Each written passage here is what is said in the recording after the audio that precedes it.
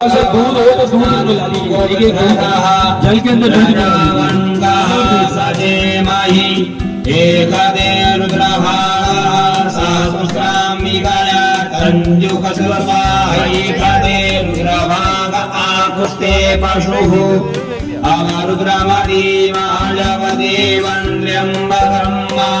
जधानो वस्य संस्कारज्ञानः श्रेयसंस्कारज्ञानो व्यवसाययात वेखजमसि वेखजङ्गवे स्वाय ऊर्वाय वेखजम्मा सुखं मेघाय वेख्यै ब्रह्मगञ्जयामहे सुगन्धिं पुष्टिवर्धनं मा उर्वारुकमिव मन्थरान् मृत्योर्मुक्षीयमामृतात्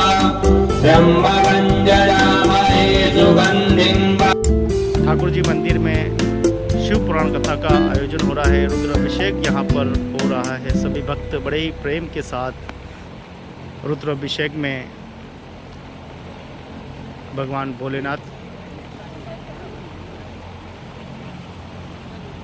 तो आप देख पा रहे हैं किस प्रकार से भक्तिमय तस्वीरें अम्बा माता के पास श्री ठाकुर जी नर्मदेश्वर महादेव मंदिर के पास से ये तस्वीरें हैं। धर्म की तस्वीरें हैं जहाँ महाशिव पुराण कथा का आयोजन हो रहा है।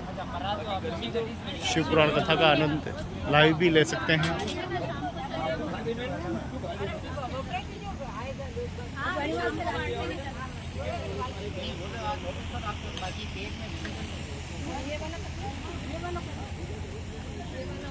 गार्डन में कर दो ना पेड़ के आपके इसके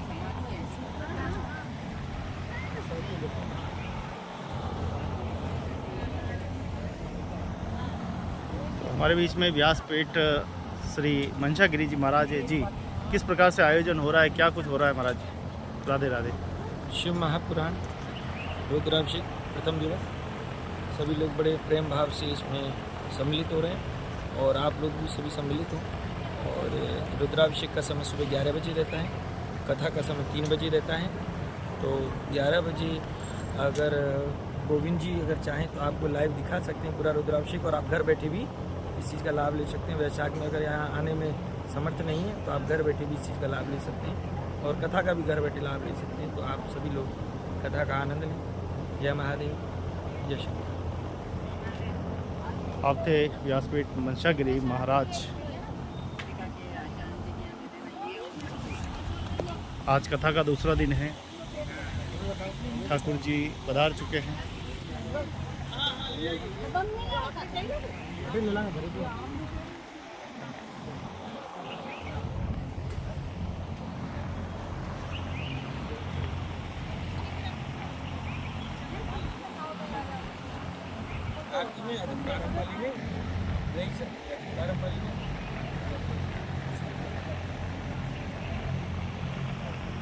भक्तिमय देखो, शिवमय भक्ति में आज मौका मिला है महाराज के अंदर, मतलब कि उन्होंने इतने अच्छे से हमारी अभिषेक करवाया है और दिल खुश हो गया। एज सनातनी लोग हम लोग को ये सब चीज़ में बढ़ावा देना चाहिए और हमें सब मिलजुल के इसको सहयोग करना चाहिए, और ज़्यादा से ज़्यादा लोग आके इसमें अपनी भावनाएं प्रकट करें और इससे जुड़े। पहले भी हुआ रुद्राभिषेक या पहली बार हो रहा है? नहीं, हम लोग के यहाँ पे होता रहता है, हमारे राव समाज में होता रहता है। हमारे यहाँ पे क्या बोलते हैं, भागवत कथा भी 3-4 बार करी गई है, बट ये रुद्राभिषेक भी पहली बार हो रहा है। रुद्राभिषेक पहली बार।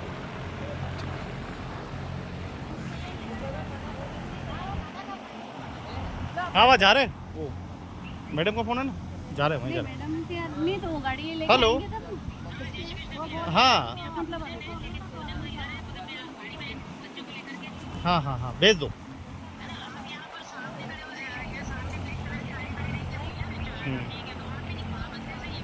ठीक है ठीक है ठीक है।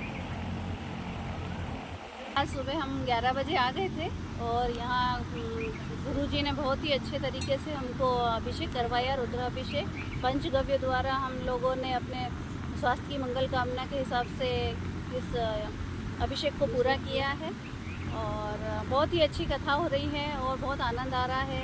और आप सबसे विनती है कि आप सभी पधारें, 7 दिन धर्म लाभ लेवें।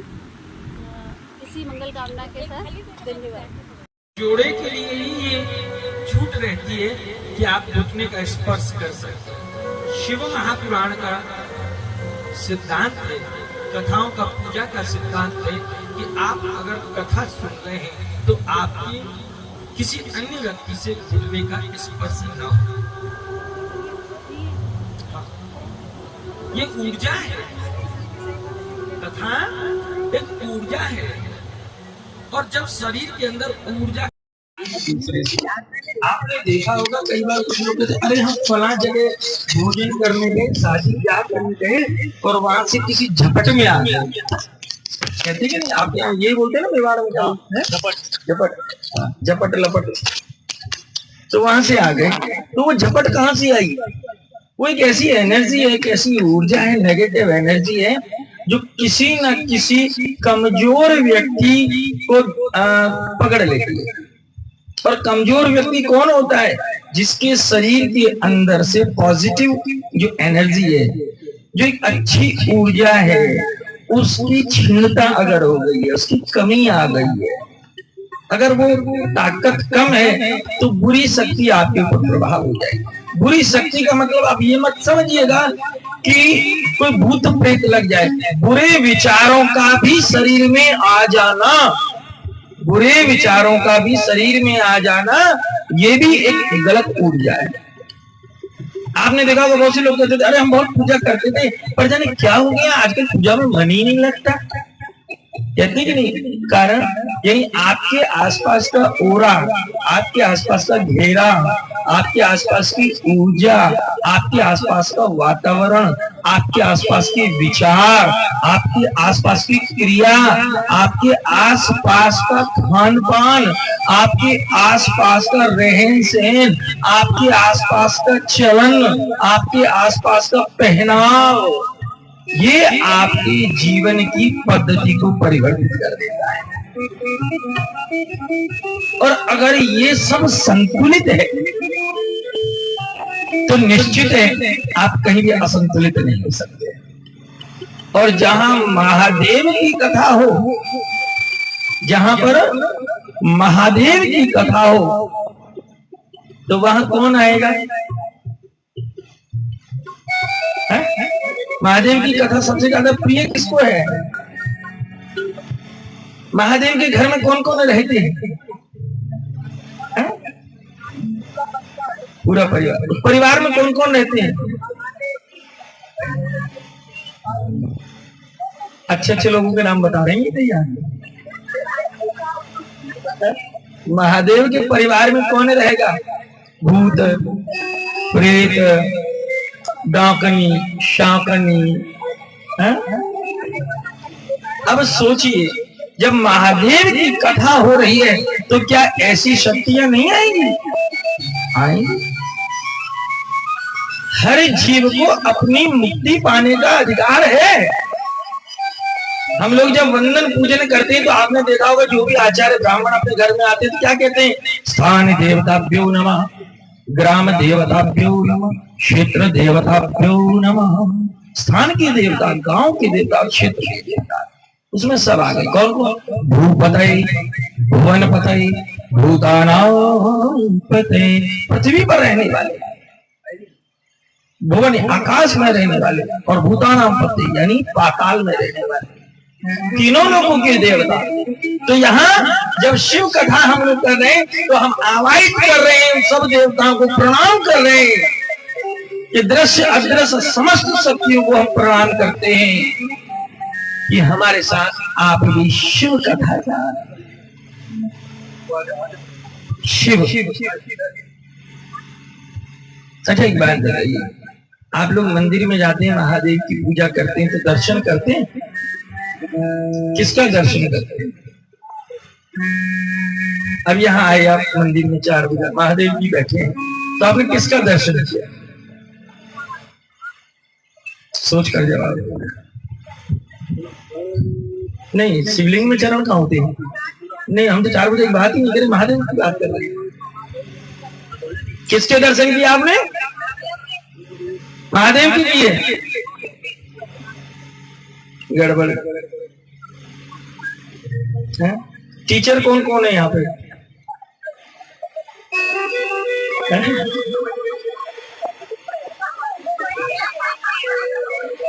आप जब आए, देखिए यहाँ मैं एक निवेदन करना चाहूंगा, 3 घंटे की कथा में, कथा तो अगर मैं सीधे जो ग्रंथ में लिखी है वो आपको भी कह के सुना दूंगा, लेकिन उससे कोई मतलब नहीं निकलेगा, समझना चाहिए। आप यहाँ आए, आपने कहा, मैंने पूछा आपने शिव के दर्शन करे, आपने कहा हाँ, लेकिन किसी ने नहीं करे। सच बताऊं, आपने शिवलिंग के दर्शन किए, शिव में और शिवलिंग में दोनों में अंतर है। आज जब सुबह रुद्र अभिषेक हो रहा था, कुछ माए बेटी थी, अभिषेक कर रही थी, क्योंकि शिव की कथा है। शिव जितना भोला है उतना समझिए मत भोला है, समझना बड़ा कठिन है। और याद रखना, सीधे को ही समझना कठिन होता है, टेढ़े को तो सब समझ लेते हैं। जो जितना सीधा दिखता है ना, उतना ही खतरनाक होता है। हाँ। शिव का जो स्वरूप है, एक शिव विग्रह मूर्ति रूप में, और एक शिव लग्न। शिवलिंग में 4 प्रकार होते हैं। घर में बहुत से लोग पूजा करते हैं, शिव जी मंदिर में पूजा करते हैं। तो आप जिस मूर्ति की पूजा कर रहे हैं, पहले आप उस मूर्ति का भाव समझिए, फिर उसके आधार पर पूजा करें। फिर आप उसके आधार पर, सारे शिवलिंगों पर एक जैसा अभिषेक नहीं होता है, सारे शिव की एक जैसी पूजा नहीं। एक शिवलिंग वो होता है जिसे एक मूर्तिकार एक साधारण पत्थर से तराश करके शिवलिंग का रूप धारण कराता है, और उसमें फिर आचार्य विद्वानों के द्वारा उसकी वैदिक पद्धति से प्राण प्रतिष्ठा होती है। एक शिव वो है, उसके अभिषेक पूजा का विधान अलग है। एक शिव होता है बाणलिंग शिवलिंग। कौन सा? बाणलिंग। अब इस शिवलिंग की खास बात क्या है? इस शिवलिंग की खास बात यह है कि इसमें किसी भी प्रकार की प्राण प्रतिष्ठा की आवश्यकता नहीं है। ये स्वयं ही प्रतिष्ठित होता है, जिसे हम स्वयंभू भी कह सकते हैं।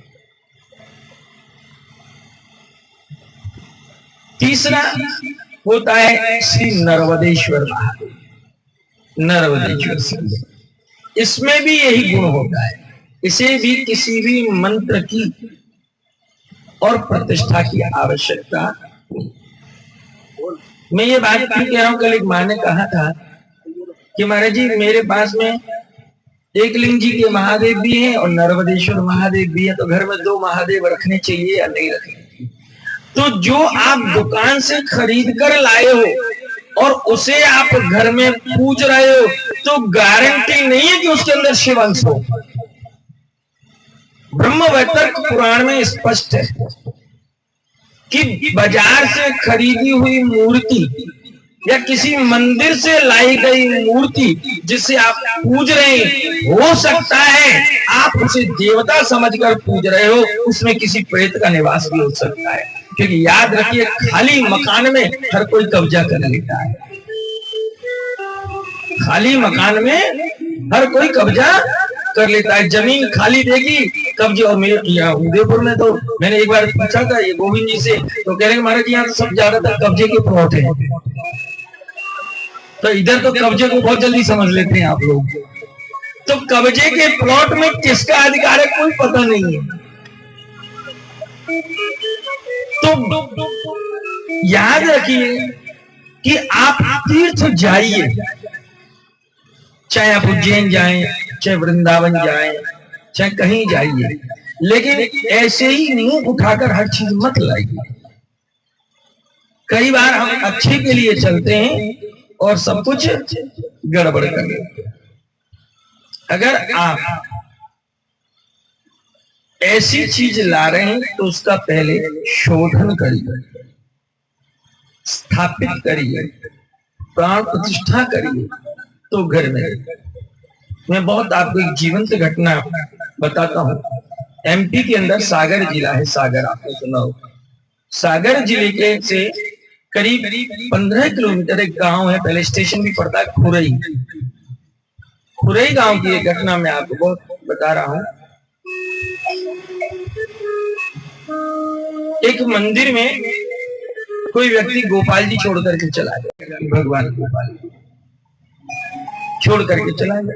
वो गोपाल जी वही मंदिर में एक पेड़ के नीचे, जो मंदिरों में कई तरह के पेड़ होते हैं, तो पेड़ के नीचे छोड़ दिया। 2-4 दिन तक रहे। अब रोज माई आती जाती देखती। उन्होंने देखा कि भाई किसी के है नहीं, मंदिर के पुजारी से पूछा कि पुजारी जी किसके हैं? पुजारी जी का पता नहीं, कोई छोड़ गया है। सो माई ने सोचा गोपाल जी हैं, चलो मैं घर ले चली, लेके चली गई। उन्हें इस बात का अनुभव नहीं था कि उसके अंदर प्रेत का निवास है। उसे वो ले गई, पूजने लगी और घर में प्रेत पूजक हो गया। अब तो ये स्थिति हो गई कि उसको पूजे, और जिस दिन नहीं पूजे उसी दिन घर में महाभारत, उसी दिन उल्टे सीधे काम सब। उसको समझ में नहीं आया कि ये हुआ तो हुआ क्या है।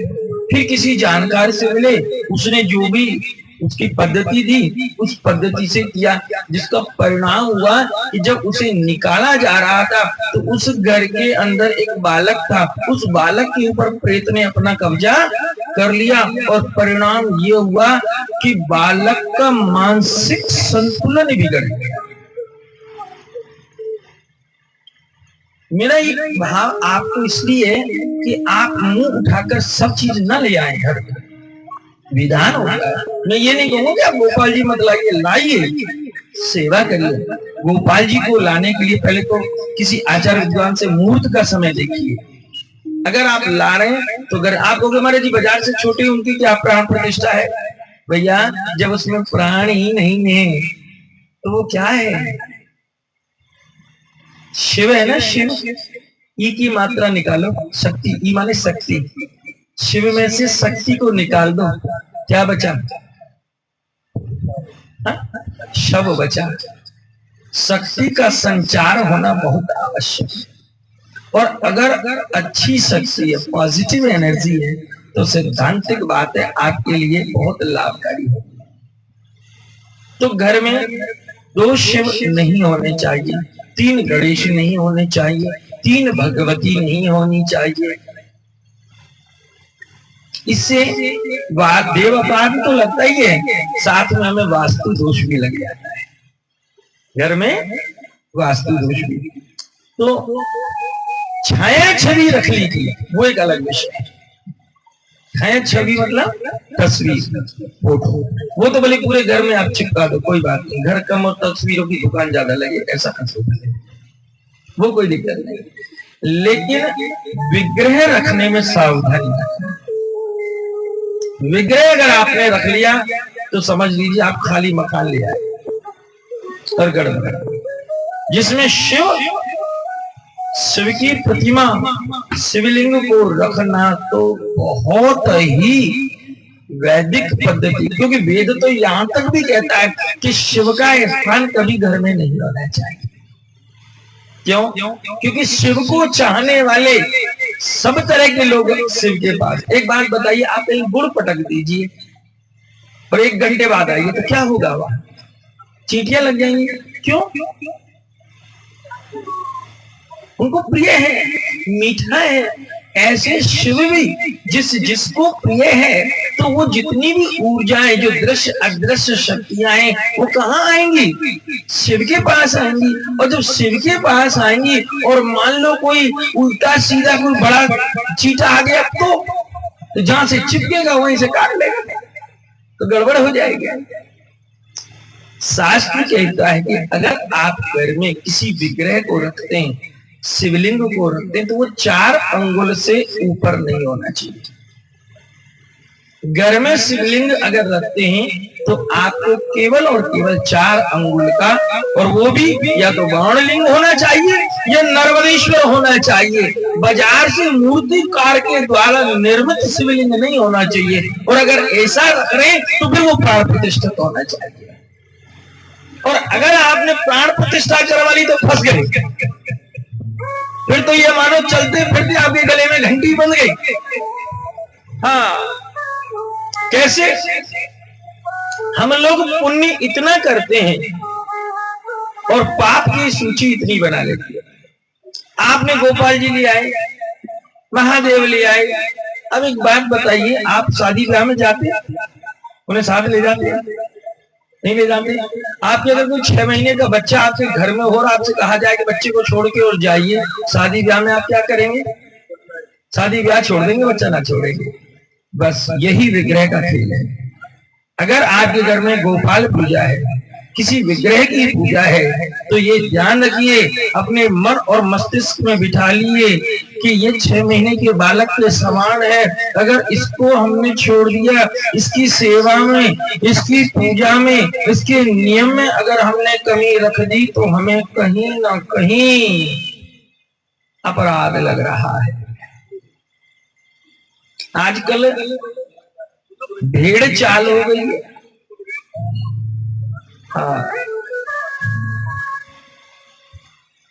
एक भेड़ कुएं में गिर गई, पीछे वाली और गिरी, तीसरी भेड़ गिरने जा रही थी, चौथी भेड़ बोल पड़ी, बहन कहाँ जा रही है? कहा कि कुएं में गिरने जा रही है। कहाँ जा रही हो?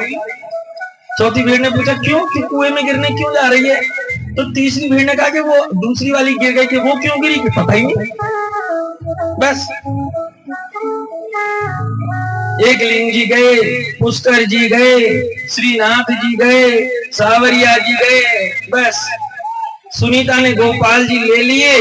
तो अब सावित्री कैसे रह जाएगी? मेरी पड़ोसन दही खाए तो मुंह पे कैसे सही जाए? तेरे घर में गोपाल है तो मैं भी लेके आऊं, चाहे जाने नहीं कुछ भी है? तो ये होड़ा होड़ी और देखा देखी में कई बार बहुत कुछ गड़बड़ कर लेते हैं। ऐसा नहीं करना चाहिए। वही करिए जिसे आप करने में समर्थ हो। बाकी प्रणाम करिए, सबसे अच्छी बात। मंदिर जाइए, बहुत ज्यादा अच्छी बात। सेवा करिए, ये अच्छी बात। घर में अगर विग्रह आप रख रहे हैं तो समझ लीजिए आप बंद गए। आपको सेवा करनी पड़ेगी, आरती करनी पड़ेगी, भोग लगाना। मैंने देखा है कई लोग, हम लोग घर में जब नहीं होते हम लोग तो भोजन बना लेते, भगवान को खांड चने कटन मिश्री का ही भोग लगा देते, है ना? फिर कहते हैं महाराज शुगर हो गई। जब तुम रोज मिश्री खिलाओगे तो शुगर किसको होगी? पड़ोसी को। जैसा खिलाओगे वैसा ही आएगा। कर्म प्रधान विश्व रचि राखा, और जो जस करई सो तस फल चाखा। तुम जैसा करोगे वैसा मिलेगा।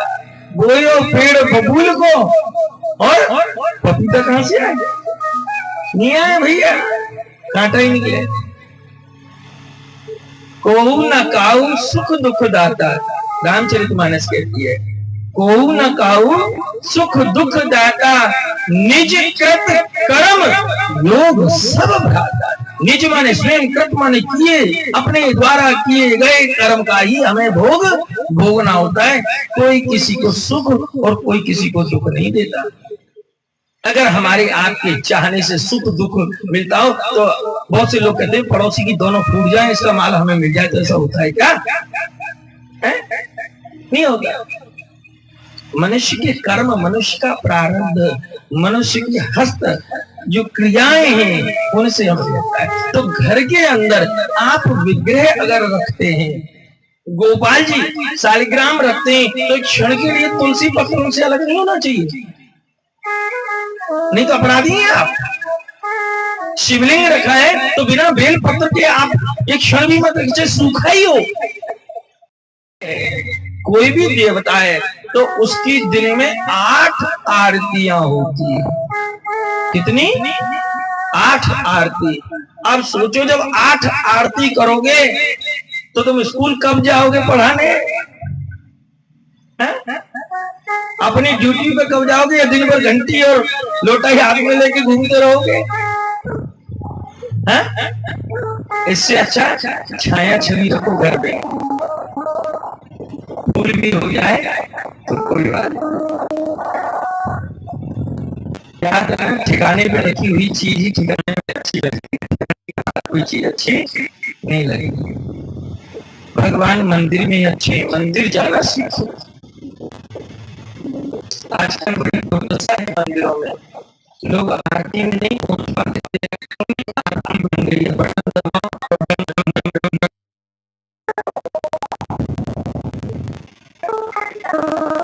मंदिर जाइए, अपने हाथ से शंख बजाइए, झालर बजाइए, घंटी बजाइए। उसमें दो फायदा है, एक तो भगवान से मिलना हो जाएगा, और दूसरा अगर आपके घर अड़ोसी पड़ोसी के समाचार आपको नहीं मिल रहे तो वो वही मिल जाएंगे आपको, और इस बहाने से प्रेम भी बना रहेगा, मिलते भी रहेंगे। परस्पर संपर्क बनाए जाने के लिए घर पर कितनी भी पुस्तक ले आइए, बच्चे को पढ़ाइए, वो पढ़ाइए, कोचिंग कराइए, ट्यूशन कराइए, लेकिन तो आपकी ट्यूशन और कोचिंग सब फेल।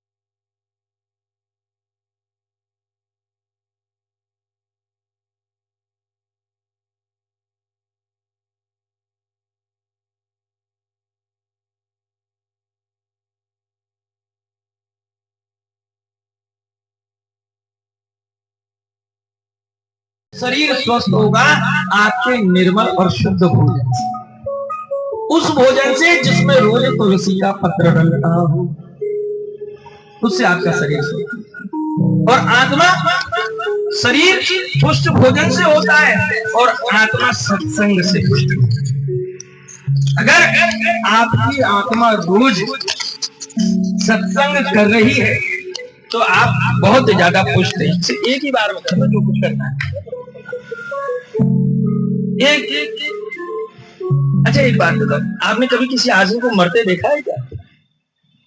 नहीं देखा? अच्छा आप कभी किसी के मरने में तो गए होंगे? अच्छा वहां क्या होता है जब आदमी मर जाता है तो क्या करते हैं वहां लोग? बोलिए। नहीं शांति तो देते हैं लेकिन करते क्या है? अच्छा उसके घर वाले क्या करते हैं? रो रहे होते हैं। आपके भी कभी कोई दूर रिश्ते में सगे संबंधी, दादी दादा बुजुर्ग कोई शांत हुआ होगा तो आपने क्या किया था? रोए थे? कैसे?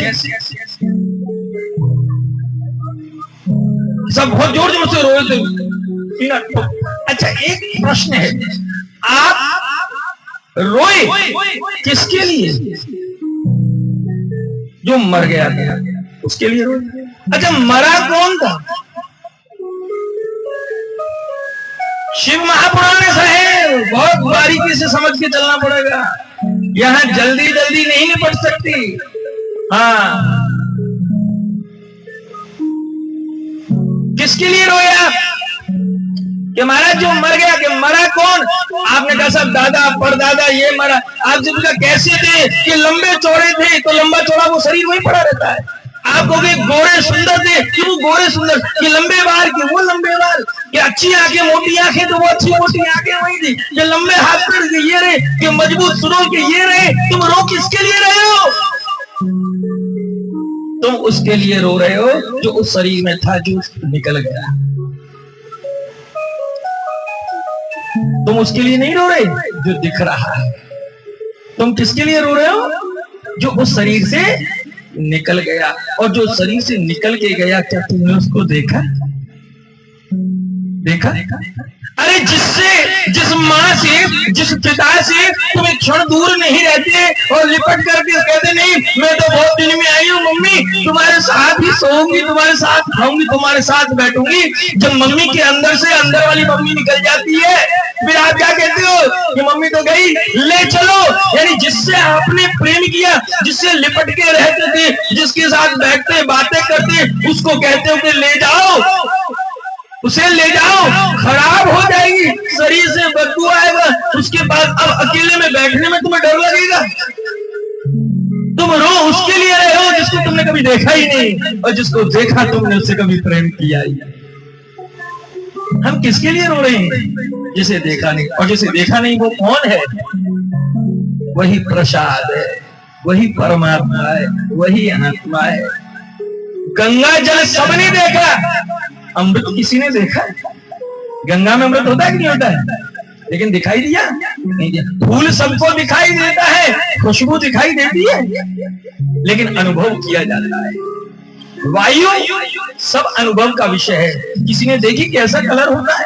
नहीं, बस ईश्वर मेरा शिव यही है, केवल अनुभव का विषय है। अगर देखने की प्रबल इच्छा है तो आप अपने आहार विचार और व्यवहार अगर शुद्ध है तो आपको शिव मिल जाएगा। बाकी शिव की शक्ति तो निकल चुकी है, केवल शव ही सब आपके पास रह गया। साधन साधक और साधना कहाँ है? परमात्मा आदि गुरु जगत गुरु भगवान शंकराचार्य कहते हैं एको ब्रह्म द्वितीय नास्ति। एक ब्रह्म है, दूसरा तो कुछ है ही नहीं। कहाँ है परमात्मा? परमात्मा ये बैठा, सब सामने जो बैठा यही तो परमात्मा है। आप कहोगे कैसे? भगवान महादेव चमन ऋषि नैमिषारण्य में जब शिव महापुराण सोनक आदि 88,000 ऋषियों को कहते हैं तो संत ने पूछा कि कहाँ है शिव? तो शिव कैसे है समझिए, कहाँ है परमात्मा? अच्छा एक बात, दीपावली हम लोग मनाते हैं ना घर पे, तो दीपावली में सबसे बड़ा काम क्या करते हैं? हम दीपोत्सव करते हैं कि नहीं? दीप जलाते। आजकल तो इलेक्ट्रॉनिक चल गए, लेकिन फिर भी हम लोग शगुन के लिए 10, 20, 50 दीपक मिट्टी वाले जलाते जलाते नहीं जलाते। तो अब कैसे जलाते उन दीपक को?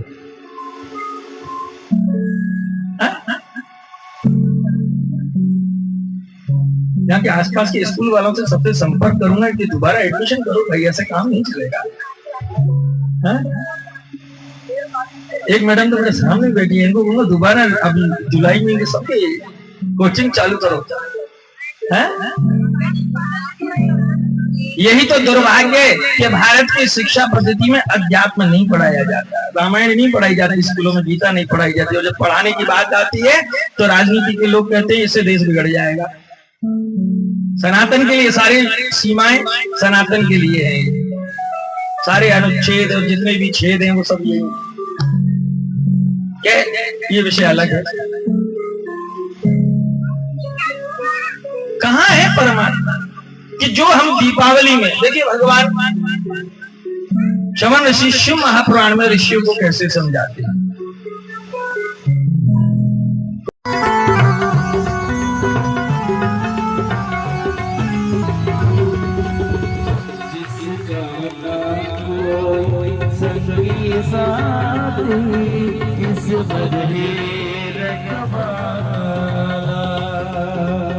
जो निर्जन है, जो निर्बल है, वही प्रभु प्यार के मोती लुटाते चलो, प्यार के मोती लुटाते चलो, प्रेम की गंगा बहाते चलो, प्रेम की गंगा बहाते चलो। राह में आई जो दीद की, राह में आई जो दीद की, सबको गले से लगाते चलो, सबको गले से लगाते चलो।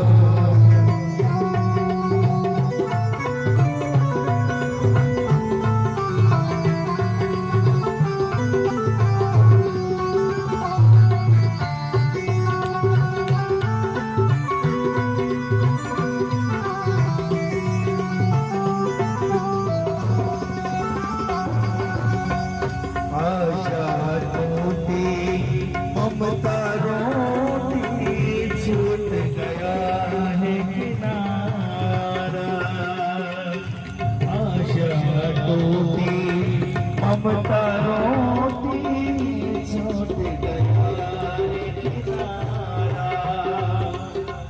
बंद करो मते बाल नया दे दो कुछ तो सहारा।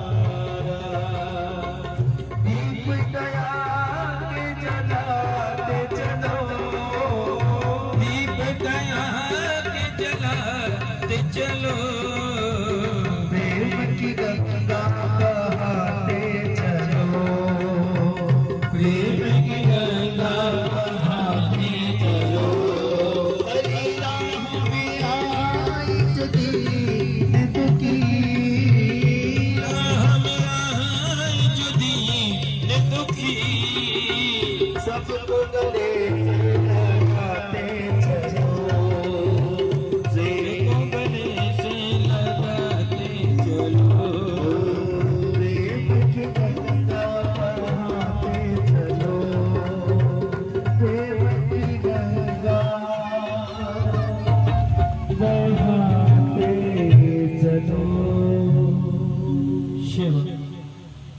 कष्ट मिटे तन का ओम जय। ये प्रेम है संसार के, भैया का कोई बहाना है, सबसे कहना है। हम लोग कैसे प्रेम करते हैं? सुख आ जाए, माल आ जाए, संपत्ति आ जाए और शरीर का कष्ट में चला जाए। चौथी चीज है क्या दुनिया में? कुछ है ही नहीं। और चतुराई से तेरा तुझको क्या लागे, और मन में सोचना एक बार दे तो सही, तेरा मंदिर आना ना बंद कर दूं तो चैलेंज है। कैसे रिझाओगे? बात कही कि प्रेम की, तो भैया सुर नर मुनि सबकी यह रीति, स्वार्थ लागी करे सब प्रीति। कि भक्ति करके रिझाएंगे, मैया कह रही है तो घर मत जाना, आज कथा सुन के यहीं देखना। हाँ, याद रखना, हाथी दूसरे के दरवाजे पे अच्छा लगता है, जब घर में बांधोगे पता चल जाएगा। और भक्ति की बात हमेशा चबूतरे पे गर्म चाय के साथ अच्छी लगती है, जब करने निकलोगे तो मीरा की तरह तुम्हें ही तुम्हारे घर के लोग बदनाम कर देंगे। भक्ति के मार्ग पर जब निकलोगे तो तुम्हारा ही पति, तुम्हारा भाई, तुम्हारा पिता, तुम्हारी देवरानी, तुम्हारी जिठानी, ननद, भौजाई सब पीछे पड़ जाएंगे कि खुद तो मर रही है और घर को डुबा रही है। भक्ति करना इतना आसान नहीं है साहब, कोई गुड़ का पुआ नहीं है जो गपक से और मुंह में रख लिया। भक्ति करना तो बहुत टेढ़ी बात है साहब। तलवार की धार पर, तलवार की भक्ति क्या है समझिए, तलवार की धार पर रखी शहद की बूंद है भक्ति। तलवार की धार पर रखी शहद की बूंद है, जिसे जुबान से चाटना है और ध्यान रखना है कटना नहीं है। भक्ति आसान नहीं है। कैसे रिझाएं? शिव कथा सुनने आए ना, कल मैं देख रहा था, घड़ी देखी 6 बजे निकल लो है। एक मैया ने इशारा कर दिया, मुजाहिरी लो प्रसाद दे दे। मैया उठ के गई, प्रसाद ले देता है। मैं सब पे ध्यान रखता हूं, कौन क्या कर रहा। भक्ति आसान नहीं है। कैसे रिझाएं? तो आज मैं आपको सरल तरीका बता देता हूं। शिव महापुराण क्या कहती है, अगर आपको महादेव को रिझाना है, कन्हैया को रिझाना है, भगवती, जिसको भी आप मानते हैं उसे रिझाना है, तो कैसे रिझाएंगे? मेकअप करना स्टार्ट कर दो। क्या करना स्टार्ट कर दो? महाराज जी मेकअप पे तो हमारा पूरा जोर रहता है, पूरी ताकत झोंक देते हैं। मेकअप का मतलब क्या है, यहाँ समझना पड़ेगा, श्रृंगार समझना पड़ेगा। शब्द है सजना। क्या है? सजना। शब्द ब्रह्म है, शब्द के बहुत रूप है। याद रखिए, दोष नजर का नहीं, नजरिए का हुआ करता है। दोष आंखों का नहीं, देखने के तरीके का होता है। शब्द वही होता है, फिर समझने का होता है। सजना। आप सुंदर श्रृंगार किया, आपने सजे अच्छे कपड़े पहने, डेंटिंग पेंटिंग डिस्टेम्बर किया चेहरे में और चल दिए। तरह तरह की कंपनी की चलती है, ये एयरलाइन हर साल वक्त अच्छे अच्छों का डिस्टेम्बर उतार देता है। आपकी बात नहीं कर रहा, आप लोग तो बहुत सादा रहते हैं। 5 दिन कथा करनी है भाई, बहुत हिसाब से।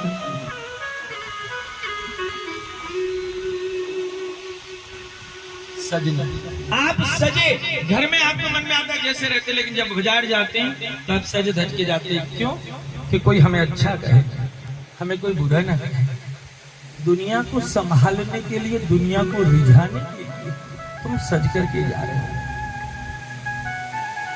सजना शब्द क्या है? सजना। सजना, सजना किसके लिए? सजना के लिए। और सजना किसके लिए? सजना के लिए। तुम अगर बीमार हो गए हो, क्या हो गए हो? तुम अगर बीमार हो गए हो तो भारतीय वेद लक्षणा गाय के गर्भ से जिस नंदी ने जन्म लिया, शिव महापुराण क्या कहती है? भारतीय वेद लक्षणा गाय के गर्भ से।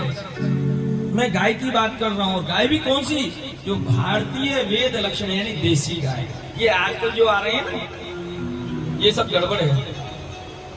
कि भारतीय वेद लक्षणा गाय के गर्भ से जिस नंदी ने जन्म लिया है, अगर वो नंदी तुम्हारे द्वार के सामने से निकल जाए तो समझ लेना तुम्हारे समस्त मनोरथ पूरे होकर के और शिव ने तुम्हारे ऊपर कृपा कर दी। शिव ने तुम्हें दर्शन दे दिया, शिव ने तुम्हारा काम कर लिया।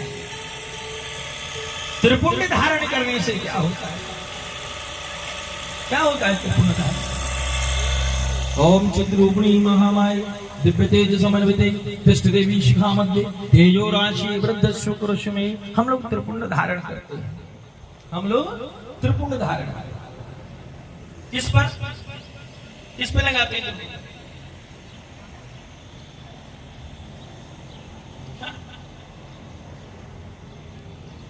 आपसे पूछ रहा हूँ, इस मोहल्ले तक आवाज नहीं आती है क्या मेरी? प्लॉट पे रजिस्ट्री जहां हो रखी है,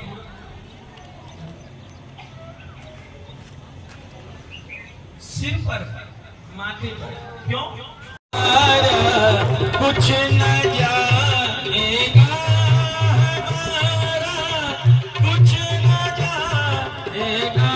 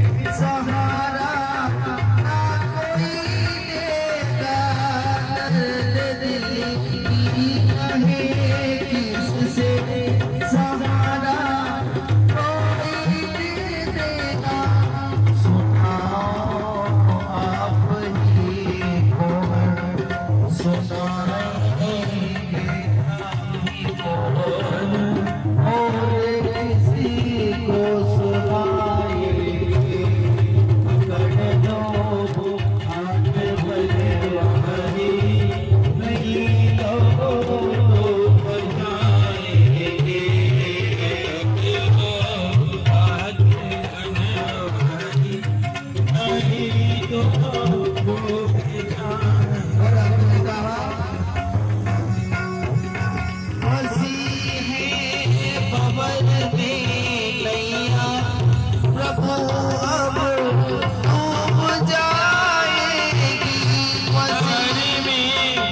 फांसी हुई नैया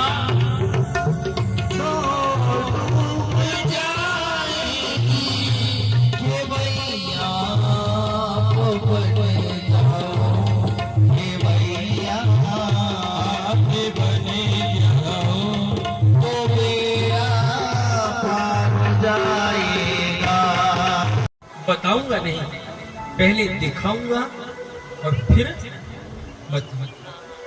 यमराज ने कहा ठीक, सावधान होकर कि समझिएगा इस चरित्र,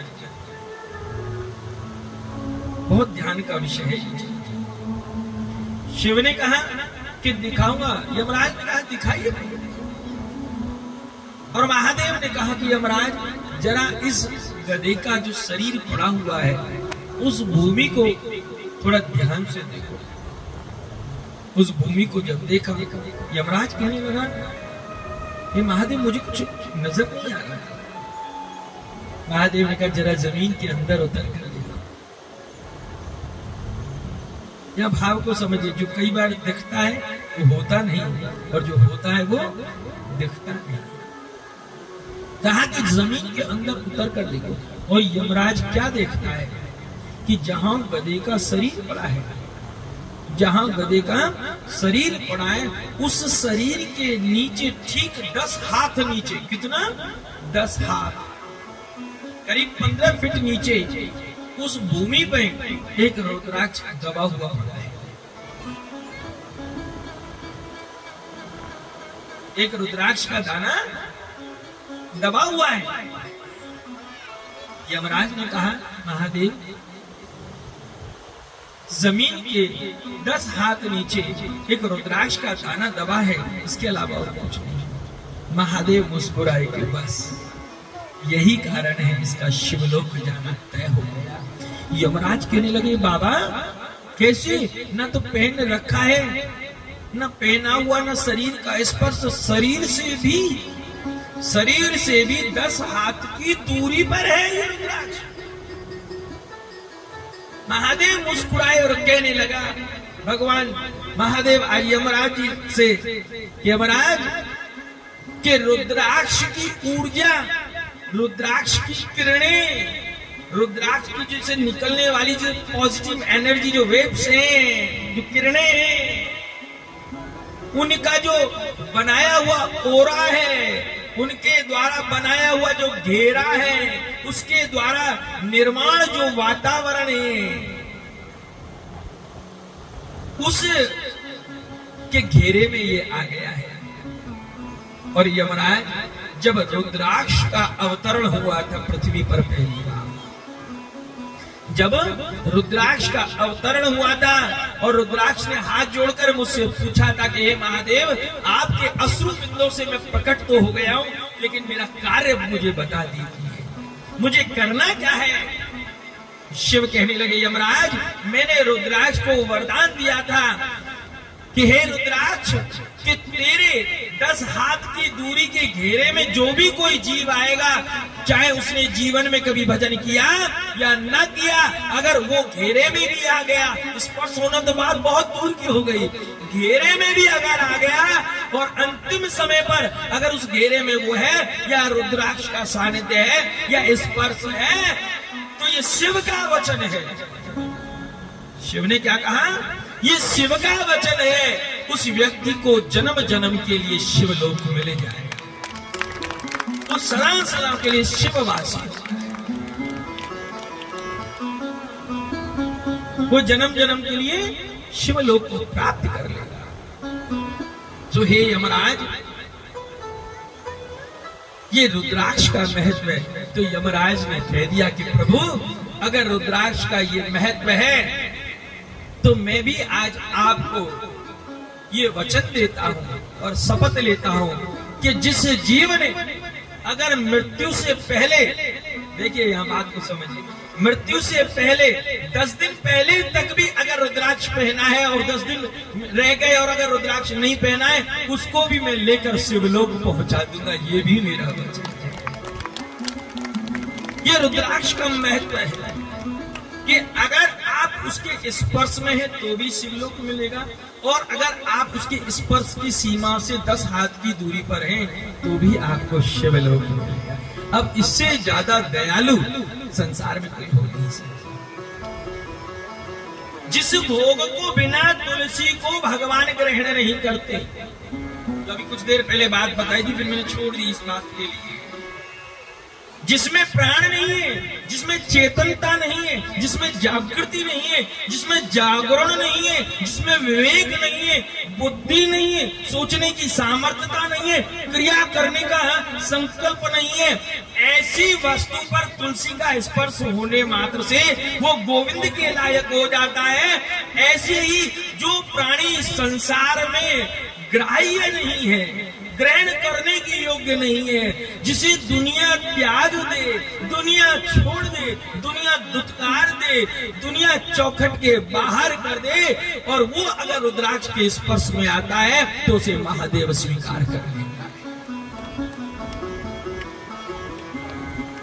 अभी आप शिव कथा सुन रहे हैं, आप रात में सो जाएं और 12-1 बजे अचानक शिव के परिवार में से कोई छोटा मोटा बच्चा भटकता हुआ आपके घर में आ जाए रात में,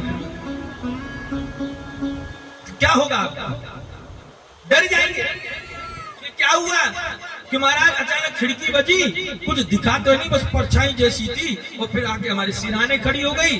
फिर तो बाथरूम भी बजे, न खिड़की भी बजे, न रसोई भी बजे, न सब बजे, पर दिखे कुछ नहीं। कि क्यों? कि भोलेनाथ का एक फैमिली मेंबर मेरे घर में एंट्री कर गया। आप तुरंत अगले दिन कहां भागोगे? किसी तांत्रिक के पास, ओझा के पास, किसी देवरे की बचाओ बचाओ बचाओ। कि क्या हुआ कि फैमिली मेंबर आ गया है, कि किसका? कि महादेव का। एक की वजह से आप घर छोड़ दोगे, लेकिन मेरा महादेव क्या कहता है कि जमाने में जो तुझे ठोकर मार दी, तू मेरे घर में चला। मेरे शिव के घर में कौन रहता है जिसे दुनिया छोड़ देती है? मेरे शिव का घर कहाँ है? जहाँ शमशान है, जहाँ लोग जाना पसंद नहीं करते, रहना पसंद नहीं करते, लोग दूर से निकलते, डरते, कहते शमशान है। याद रखिए, शमशान से वो लोग डरते हैं जो झूठ बोलते हैं, जो दिखावे की दुनिया में रहते हैं, वो शमशान से डरते हैं। क्योंकि याद रखना, शमशान में तो शिव रहता है, शमशान में सत्य रहता है, और जहाँ सत्य है वहीं सुंदर है, और जहाँ सुंदर है वहीं शिव है, क्योंकि शिव ही सुंदर है। सत्य बड़ा भयावह होता है। आप किसी को सच बोल दो, देखो कैसे आपके बढ़िया बढ़िया शब्दों से आपकी आरती उतारेगा कोई। आप किसी की बात सच्ची कह के तो देखो मुंह पे, गारंटी है तुम्हें घर तक जाने दे, पीछे पड़ जाएगा तुम्हारे। क्यों हो? तू गणा हरिश्चंद्र शिव।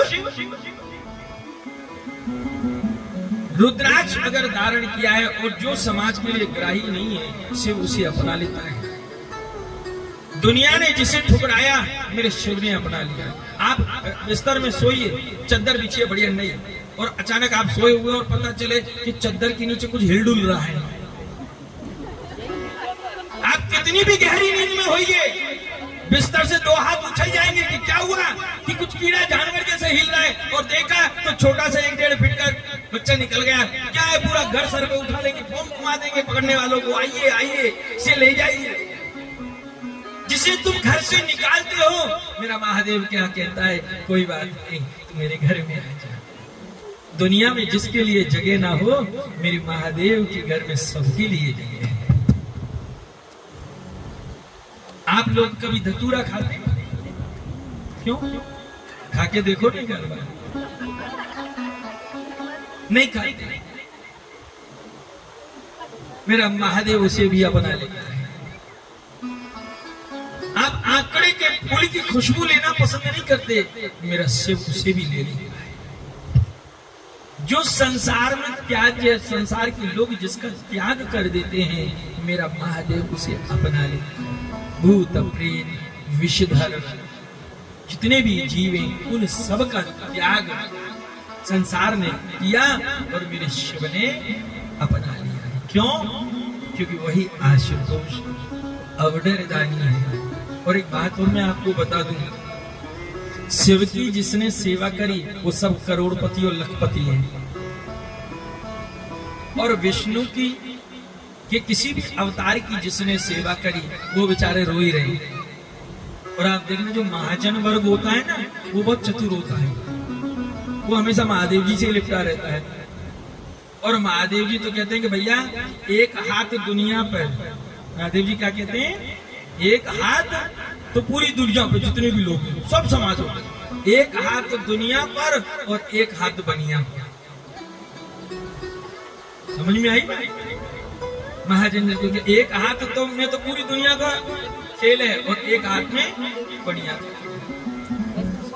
राम विष्णु के जो भी अवतार हैं, विष्णु क्या कहता है और शिव क्या कहता है, ये हमारा प्रसंग है। इसके बाद में फिर गोविंद जी खड़े हैं, कुछ शायद कहने की मूड में है, तो उनको भी सुन लेंगे। तो दिख जाता है, एक्टिविटी दिख जाती है। और जब कोई खड़ा रहता है तो बड़ा डर लगता है, ऐसा लगता है नहीं सुनो कहीं ऐसा नहीं हाथ में भाटा ले।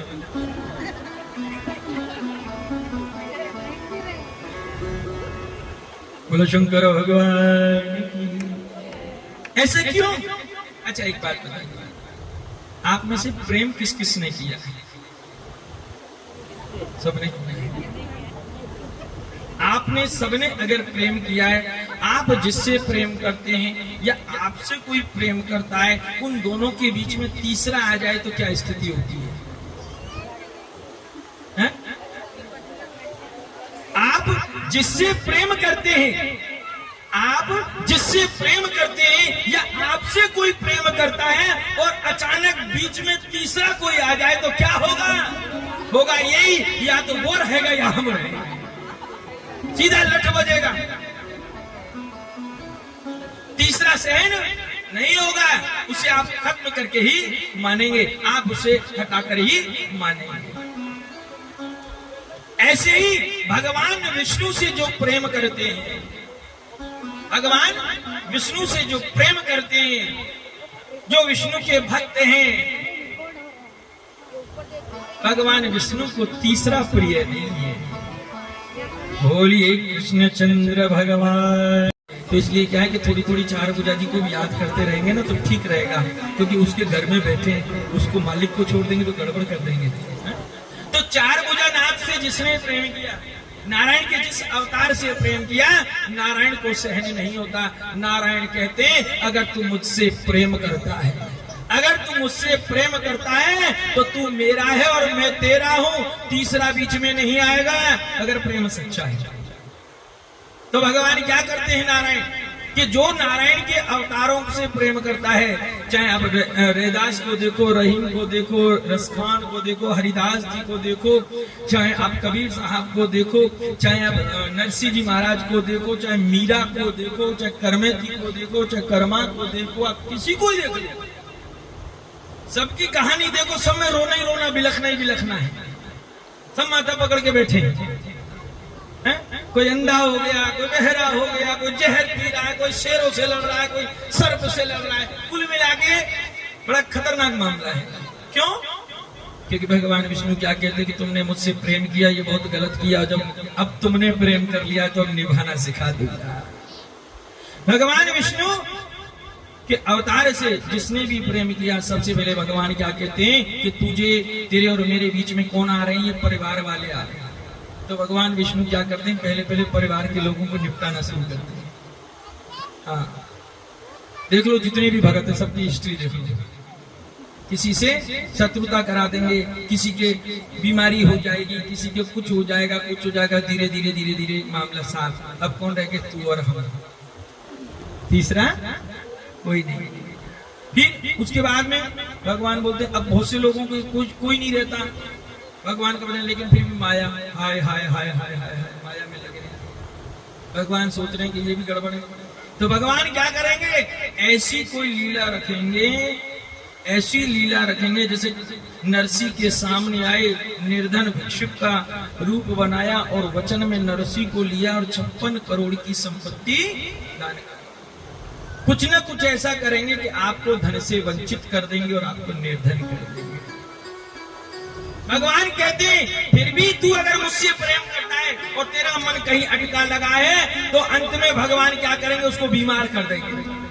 ये बेटा तू बीमारी में पड़ा रहे, मेरे अलावा कुछ न सोच।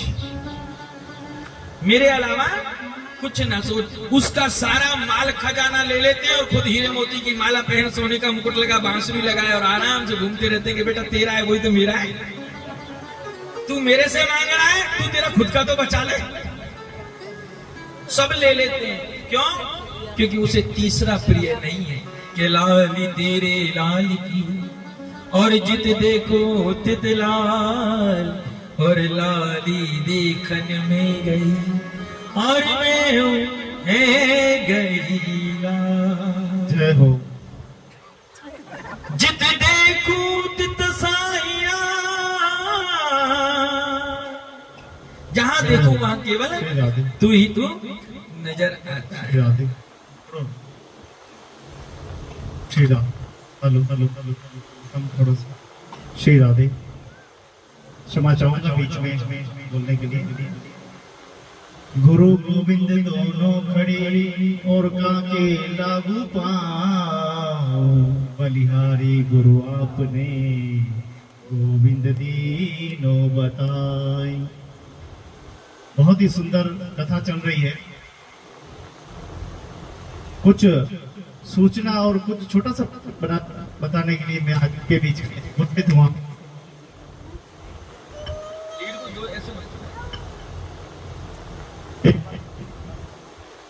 चलो वो दे दो।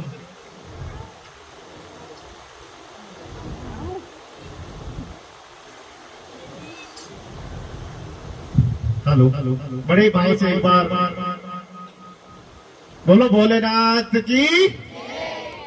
बहुत एक समय की बात है कि एक सज्जन और एक माताजी गांव में निवास करते थे। अगर मैं मारवाड़ी में बताऊंगा तो ज्यादा बढ़िया आपके ऊपर असर पड़ेगा। तो दो ऐसे सज्जन एक गांव में रहता था, एक पति और एक पत्नी, संतान नहीं ही, काफी उम्र गई, 60 साल 70 साल की उम्र गई।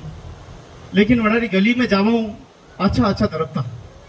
अच्छा अच्छा मतलब मामा जी क्या नहीं, कोई भी वड़ारी गली रे महीने कहीं माँ दूध नहीं पायो कि कोई मांगवा चलो जाए। देवारी बात आती ना, लेवारी देवारी जदी तो बेटा गली रे बाणे पर जाता, कोई देवा आयो भाई फटाक दिन पर चलो, है ना, कभी यानी वे कि वो अपन जावन वो निकल जा। लेकिन यदि कोई देवारी बात आती तो भाटा दो ही लेन उभा रहता, क्योंकि पति लारे पत्नी ने भी अपना फर्ज निभाना पड़े, है ना। तो अच्छा लोगों ने के कंजूस नंबर 1। गलतियों कोई अगर गली में महीने पुरो गयो ना तो अशो मोटो भाटो लेने अशो पटकता करम पे अतरो मोटो आलू तो बेटा उगज देता। आज आयो, आज रे कड़े आए क्यों ना तो 2 मिलूंगा, ध्यान रख लीजिए। तो ये तो है कंजूस की कहानी। अब आप देखो कि एक दिन वनीस गांव रे महीने गई वो यात्रा बस जा रही, और यात्रा कौन नहीं जानो छावे, आका गांव में चर्चा वेरी कि हरिद्वार काशी मथुरा बस जा रही है और आपने कोई आना हुए तो यात्रा चलो। यह बात कंजूस नंबर 1 ने पतो पड़ी कि भाई यात्रा जेरी वणी थी, वणी क्यों आपने गली में आवी मती थू, भूली नहीं आई मती जा जेडी गली में आपने यात्रा जाने नहीं, खर्चो करना ही नहीं, है ना। खर्चा रो नाम अपने नफरत है के देतो हुए तो बोल। तो बड़ी पत्नी बड़ी भली पत्नी विचार की दो कि आपकी जिंदगी बेगी अड़ा कंजूस राम जी लारे रहता रहता आपकी जिंदगी खेता में टांडा में सोफा में आपकी जिंदगी निकाल दी थी, लेकिन अड़ी आदमी कटे सुख नहीं दी दो मुझे। क्यों ना मुंह यात्रा तो जाऊं, कई करूं। तो यात्रा जावा थे बना बस वाला ने बुलायो, मारे जैसे खल्लासी हो मैंने बुलायो कि गोविंद हटा भाई कई है तारो चार्ज।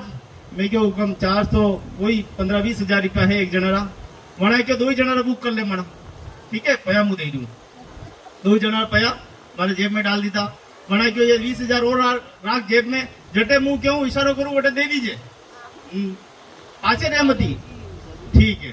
और यह बात कटे पता नहीं लगी जा कि ये पिया मैं दीता है, ये पिया कौन दे रहा, गोविंद दे रहा। बंडी मन्नत है 2 जना ने फ्री में यात्रा करानी, मारी मन्नत है ना। अब मैं पहले निबंधन है क्यों अटीनू सज्जन के तू पधारिया और बना क्यों पसीनो वसीनो साफ की दो बना थोड़ा सा हाथ पग धोया, मुझे बोलिए का उगण्यो कही भी हो कि पतो नहीं कि यात्रा जेरी बस दाम मत लीजिए, तने खबर नहीं खर्चो हुई जा, आपने नाम नहीं लड़ो यात्रा जाता भी जावा दे।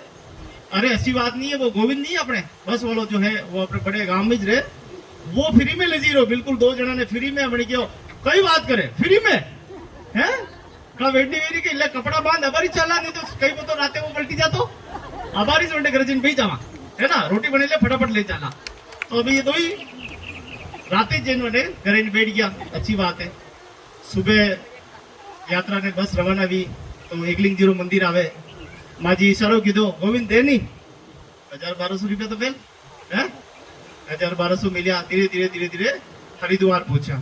हरिद्वार पहुंचने के बाद आपने खबर है बटे तो बिना दक्षिणा स्नान तो कर ही नहीं सको।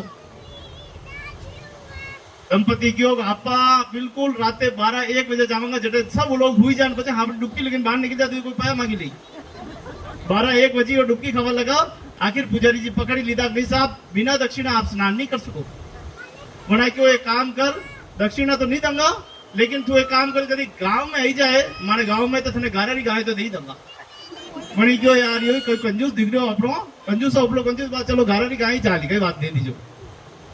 समय लारे यात्रा खत्म हुई और माजी सा घरे आया और मैंने पाछो बुलायो भाई अटे आप तू जा और अच्छा होनी ने पूछी ना होनारी गाय कतरा में बढ़ेगा और अतरी मोटी बनावनी ठीक है जैन पूछी ना मुंह पूछी ना मैं माजी सा घर में 5 लाख रुपया निवाणी माना के पाया ले जाओ और मन में लेना फटाफट सोनारी गाय बनवाई और सोनारी गाय ने ऊपर बढ़िया गारा की लिपाई करने और आलिया में मेल दी थी। कुछ दिन बाद पंडित जी आया हरिओम हरिओम हरिओम हरिओम राधे राधे करता तो बना क्यों फिर यो पंडित आई गयो फिर कुमार ने होदनो पड़ी फिर गारो लावनो पड़ी फिर मैंने मजूरी देनी पड़ी फिर गाय बनावनी पड़ी यो फिर खर्चो करी ना पूछो का गारो का इंतजाम की दो माजी क्यों हाँ मैं कर दी तो गाय रो गाय तो मैं अपने हाथों बने के खर्चो तो नहीं किया ना खर्चो एक रिपोर्ट ठीक है बात।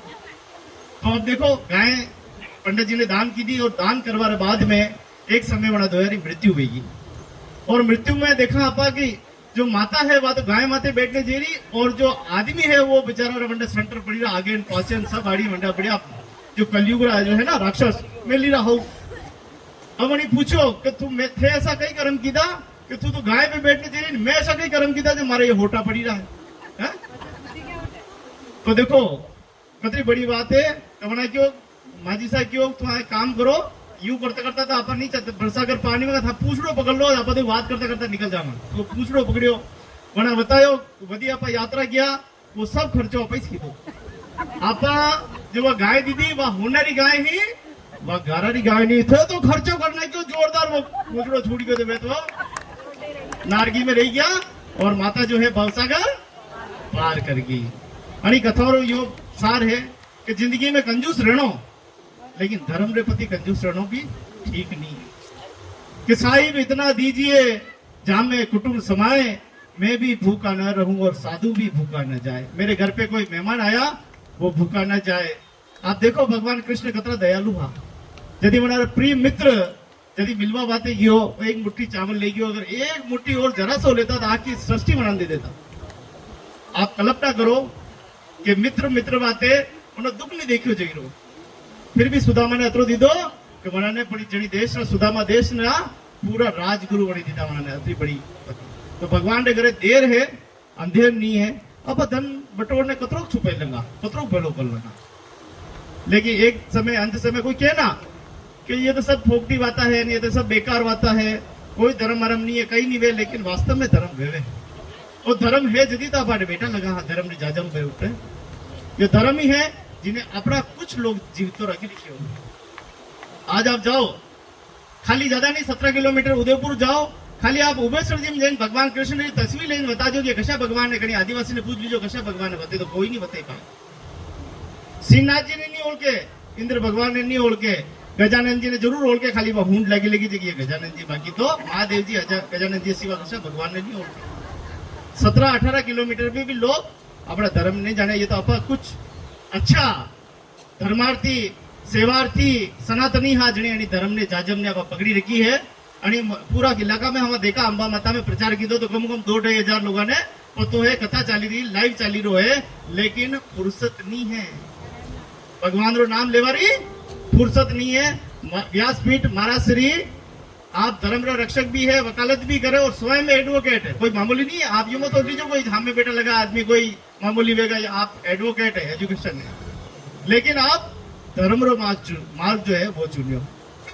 आप ट्रस्ट होने लगी है बोर्ड लाग रहा आप देख सको वरदान फूके और फाउंडेशन बनी रखी हो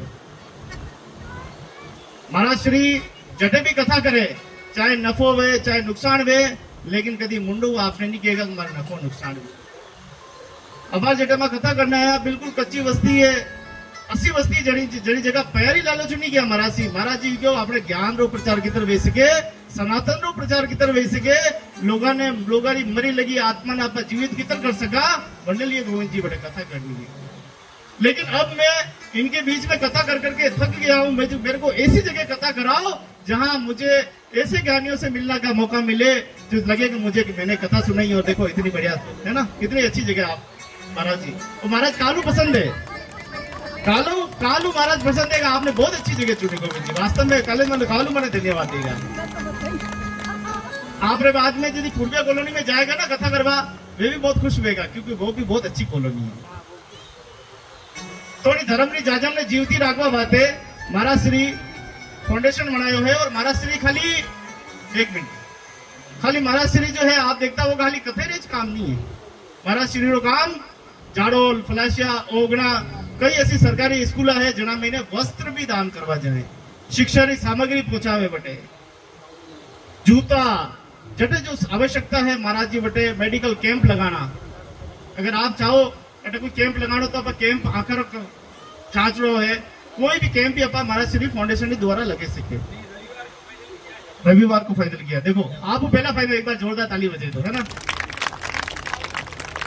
कतरी बड़ी बात है कि महाराज श्री अड़ी धर्मरी जाजम ने लेन चाली रहा है मन लगे कि आपा भी कटन कटे एक इंट्रो सहयोग करेंगा तो महाराज श्री रो जो सपनों जो है वो साकार हो जाएगा आप देखो नहीं दुनिया में मैंने झूठ चिल्ले बोलोगा आप झूठ सत्य भेजेगा लेकिन सत्य चिल्ले कहेगा लेकिन वो कभी सत्य नहीं भेज सके मैंने सत्य ने मार देगा अड़ी बात है सत्य ने जीव तो अगर राखड़ो है तो आत्मा ने जीवती राखनी पड़ेगा और आत्मा यदि जीवती रहेगा यदि परमात्मा ने आप स्मरण करना अपना बड़ा प्रेम और भाव होने कथा ने हुन रहा महाराज श्री रो धन्यवाद देवा कि एक आवाज रे ऊपर खाली इतरो सो क्यों कि मारे बटे कॉलोनी अच्छी अम्बा माता में राव कॉलोनी बहुत अच्छी है ठाकुर जी रो मंदिर है और जटे ठाकुर जी विराजे बटे तो ठाट ही है ना कि सेठा में सेठ बाकी सब डुप्लीकेट है एक ही सेठ है सावरो सेठ बाकी बहुत ही भाव के साथ आप सेवा पूजा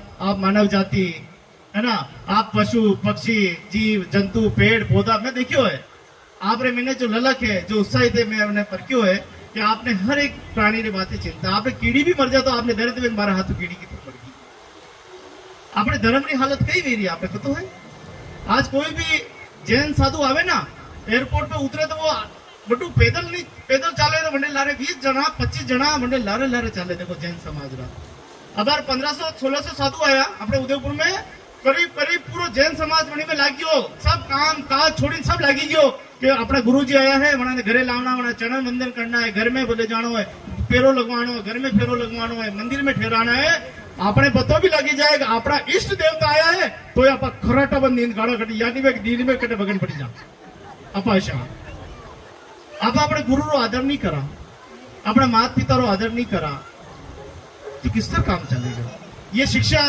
ये निरंतर आपरे माध्यम जगह जगह जन जागृति करने ये शिक्षा देनी पड़ेगा बहुत सुंदर बात है देखो शीला मैडम हमारे बीच में बैठा लगा है ऐसा कई आप बढ़िया लिखा हो सारा आप कटे आप कटे तो भागीदारी जरूर होगा सनातन जी कि आप जटे भी धर्म जाजम पे बैठता होगा ये ना कि 10 लुगाए बैठा तो एक घर जटा तक टूटी नहीं जाए वोटा तक में उठे ही नहीं लेकिन हमारा वादो है आप बैठता होगा जटा 10 घर जोड़ दे उठता होगा ये फर्क है एक बार ताली तो बजी ये बड़ी चीज है अब सब मिलने यानी सनातन धर्म ने एक आगे ले जावा काम करा अपने अवसर मिलियो है अपने युग में जीवीरा जनी युग में देश आजाद है हो चौक बनी देश में यदि देश गुलाम हो यदि अपनी अभिव्यक्ति गुलाम ही किस तरह जिंदा रिया मंगापा अपनी माता पिता रो कई हाल भी होगा एक मिनट महाराज क्या हाल होगा किस तरह बेटे देखो आप चित्तौड़ा किला में हमारा किस तरह जोर की दोवेगा लगती लगी आग में किस तरह महिला कूदी वेगा अपना भाई किस तरह घर सर कटाया वेगा आप कल्पना करो यही मन में बात राखनी हमारे सनातन धर्म ने जीव तो राखनो है तो अपने सब ने सनातन के प्रति उत्तरदायी रहना पड़ेगा और एक दूसरा की मदद करनी पड़ेगा यदि जेने धर्म ने आप आगे ले जी सका आप મારી વાત કરું હું જેડી સમાજ હું મારી समाज में मैंने बेना तो फिर भी कथा मैंने बैठना पसंद करे लेकिन भाई रो दूर दूर तक वास्तव ही नहीं सत्संग सुन लेगा दूसरी कोई एक दिन की 3 घंटे की तो सुन लेगा बाकी तो आपकी कथा तो दूर दूर तक लेगी ज्ञानी है ज्ञानी नहीं है महाज्ञानी है और राते बचे वो थोड़ा सा जाए ना वनडे केड़े तो दुनिया का सब बड़ा ज्ञानी है ना पचे महाराज जी मिल जाते कहेगा कही है महाराज जी थाना महाराज जी पिए भांग धतूरा महाराज जी तो जेर भी पी तो थे पी लो है? महादेव जी तो जेर भी पिए ना तो थे पी लो जेर लंबा भी जाओगे सुबह तक तो राम राम सत्य हो जाएगा तो बड़े प्रेम और भाव ये कथा बेरी है पूरो अपा पूरो अंडो 6-7 दिन जो भी है अंडो पूरो लाभ लंगा पूरो प्रसंग करेंगा और एक बात जरूर है आपने कटे और कथा करानी वे अपने पीर में अपने जटे भी आपने लागे कटे उचित है जो कथा करानी बटे महाराज श्री ने आप बिल्कुल नहीं संकोच बात कर सको मारो बात कर सको माँ बटे जाऊंगा और धर्म री जाजम ने जीवती राखवा बाते सनातन ने जीवतो राखवा बाते और अणी मानवता री नाव ने जीवती राखवा बाते मैं पूरी कोशिश करूंगा कि मैं ज्यादा अणी भक्ति रो काम करवा हमारे चैनल रो नाम भी जिस तरह है भक्ति शक्ति और संस्कृति क्योंकि भक्ति आए केड़े बच्चे शक्ति आई जाए बच्चे रोकड़ो तो पड़े ना भक्ति केड़े शक्ति और संस्कृति केड़े संस्कृति ने लारे लेने चालना पड़ेगा तो बड़े भाव हो आप सब कथा उड़ी रहो आप सब माता रो बहुत बहुत धन्यवाद भगवान ठाकुर जी भगवान महादेव जी सब आप पे कृपा बनाए रखे यही भावना लड़े आप सब तन मन धन सहयोग कर दो ताकि महाराज श्री कथा पूरी सार्थक वे आप सब शिव भक्ति रो पूरा आनंद लंगा बोलो शंकर महादेव की जय बोलो बोले कृष्ण कन्हैया लाल की। श्री भगवान महादेव की कृपा है सेवा हर किसी को नहीं मिलती गोविंद जी ने बोल दिया इसलिए मैं बता रहा हूं बाकी तो मैं तो आनंद लेता हूं। श्री ठाकुर जी की जो कथाएं चलती हैं 2006 में आज सुबह ही मेरे से मैं भूल गया किसी माँ आई थी अभिषेक के समय पे मेरे से पूछा था ये याद नहीं कैसे तो उन्होंने पूछा कि महाराज जी मेवाड़ में या उदयपुर में कब आना है तो 2006 में मैं यहाँ जब उदयपुर में आया पहली बार और किस्मत से मेरा जब मैं यहाँ आया था तो इतने साधन वगैरह नहीं थे उस समय पर बसों की व्यवस्था है पूरे गांव में तब मैं इधर झाड़ोल की तरफ गया था फालिया खेड़ा गोरन मादड़ी बागपुरा ये ओगड़ा ये सब इधर तो वहां की जो दशा थी बड़ी दयनीय थी तो उस समय मन में चिंतन आया उस समय विचार आया कि मेरा राम यूं ही नहीं गया जंगल में मेरा राम यूं ही नहीं अयोध्या के सुख छोड़कर कांटों पर चलने के लिए गया मेरा लखन यूं ही राम के लिए नहीं गया मेरी जानकी यूं ही नहीं गई वो जानते थे कि असली भारत जंगलों में पहाड़ों में रहता है जो सो गया है उसे जगाना है और भक्ति की देवी सबरी वहीं मिलेगी बिलों के राजा वहीं मिलेंगे मेरा राम यूं नहीं गया क्योंकि राम जानता था जैसे गोविंद जी ने कहा ना कृष्ण का फोटो दिखा देना हकीकत बात है आप लोग घरों में रहते हैं घरों से बाहर निकलिए तो आपको समझ में आएगा तब ठाकुर जी की कथा हुई और ठाकुर जी ने संकल्प किया कि जो भी ठाकुर जी की सेवा से आएगा वो यहाँ सेवा चलती रहेगी जिसमें आपके उदयपुर में श्री ठाकुर जी की कृपा से 265 बच्चे हैं जिनके माता पिता नहीं है या पिता नहीं है खाली माँ है वो मेरे ठाकुर जी की कथा प्रसादी से ही उनकी पढ़ाई चल रही है जिसमें 35 बच्चों को रेस्क्यू किया आप विश्वास नहीं करेंगे मात्र 4000 और 5000 के लिए उन बच्चों को उनके माता पिता ने बेच दिया ये ज्यादा पुरानी बात नहीं बता रहा हूँ मैं आपको 8-9 महीने की सर्दियों की बात बता रहा हूँ इन्हीं सर्दी जो गोगुंदा और फलासे के बीच में जो ओगना जो जगह है वहां पर एक संस्थान में वो रह रहे हैं और उनकी जो भी व्यवस्था मेरे भगवान बना पाते हैं वहां पहुंच जाए श्री भगवान जब कोविड का जो समय चल रहा था दुनिया घरों में बैठी थी और मेरे ठाकुर जी ने 21,000 लोगों को ऑन रिकॉर्ड गवर्नमेंट रिकॉर्ड में उदयपुर के क्षेत्र की बात कर रहा हूँ, बाहर की नहीं कर रहा हूँ, उदयपुर जिले की बात कर रहा हूँ। 21,000 लोगों के घर पर मेरे ठाकुर जी ने रसोई बंद नहीं होने दी। 21,000 लोगों के घर पर बराबर रसोई मेरे श्री ठाकुर जी, मेरे महादेव ने, मेरे कन्हैया ने चलाई। ये ठाकुर जी की कथा धर्म का प्रचार करना है। ये जो गुड मॉर्निंग की जो दुनिया है, इससे निकलकर जय श्री राम और जय श्री राधे तक। देखिए 5 मिनट की बात और है, फिर हम लोग आरती करेंगे। 5 मिनट और आप कृपया शांति बनाए रखें अपने स्थान पर। मैं तो आरती करा देता हूँ, गोविंद जी ने जब बात रख दी तो थोड़ा मेरा मन हुआ आपको परिचय कराई देता हूँ।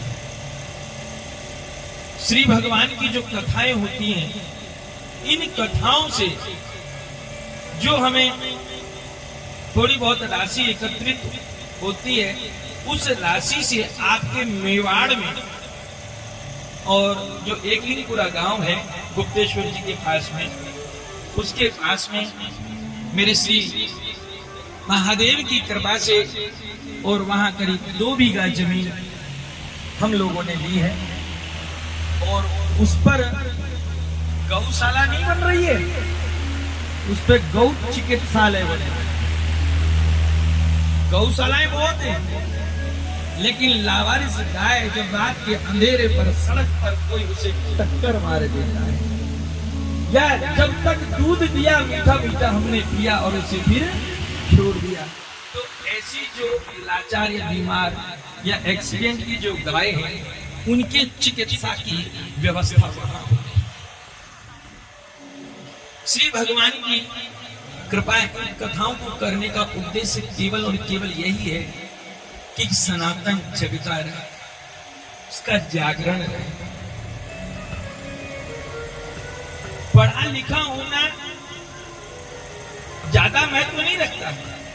आपने अगर बीए एमए कर लिया, एमबीए कर लिए, आप पढ़े लिख लिए, तो क्या कर लिया आपने? आप अपनी गली से बाहर निकल के देखिए, शहर के दूसरे कोने पर जाइए, आपको कोई जानता नहीं। क्या पहचान है आपकी? मैंने कहा था जिंदगी सब सजा रहे हैं, मौत सजाइए, और मौत सजाने का मतलब है कि दुनिया में तुम्हारी पहचान है। पढ़ लेना लिख लेना कोई बड़ी बात नहीं, सही पढ़ाई वो है जो हमारे राष्ट्र के, हमारे धर्म के काम आए, हमारी पहचान बनाए।